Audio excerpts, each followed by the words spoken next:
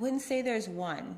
I would say there's been many, and I would say that every time there's a defining moment in my life, I mark it, almost like there's a new chapter that's about to start, just because that's what works for me. And for me, whenever something defining does happen, it's always easy to tell. You know, your first apartment, your first car, your first real job, the first time I dressed my first A-list celebrity, my first real check as a celebrity stylist,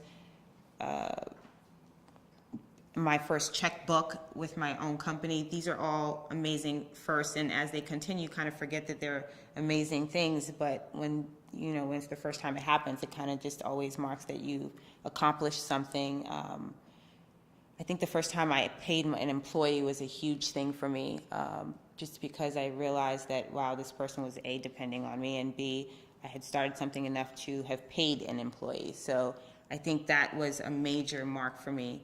And also my 30 was huge for me, just because it was big. That was it.